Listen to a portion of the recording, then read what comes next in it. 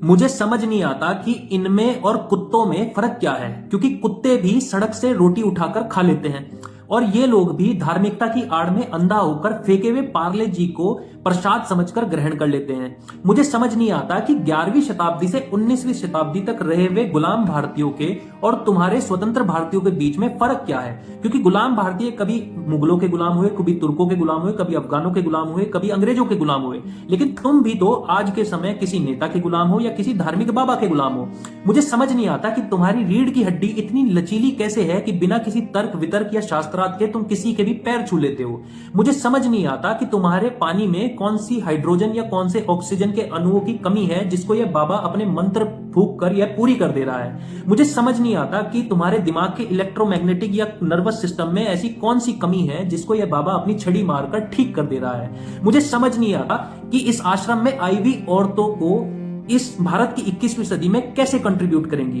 क्योंकि कल के समय में इस भारत की 21वीं सदी में ना तो वो कोई डॉक्टर पैदा कर सकती, ना कोई इंजीनियर पैदा कर सकती और ना ही वो कोई दार्शनिक पैदा कर सकती। वो अगर पैदा कर सकती है तो एक लंगड़े दिमाग की लंगड़ी सोच रखने वाला एक व्यक्ति जो फिर से कल को एक बाबा के सामने झुकेगा या फिर किसी नेता के सामने झुकेगा। वो पैदा कर सकती है तो किसी ऐसी रीढ़ की हड्डी से कमजोर वाले व्यक्ति को जो जॉब तो करेगा लेकिन उसमें कोई भी चेंज नहीं ला पाएगा। मुझे ऐसा लगता है कि भारत देश ना होकर एक बाबाओं का मेला बन चुका है, जहां पर धार्मिकता को अपना खेल बनाकर हर बाबा अपनी दुकान पर उसका खेल चला रहा है और धार्मिकता की आड़ में अंधा हुआ यहां का समाज उसी धार्मिकता को खेल देखकर नशे में झूम रहा है।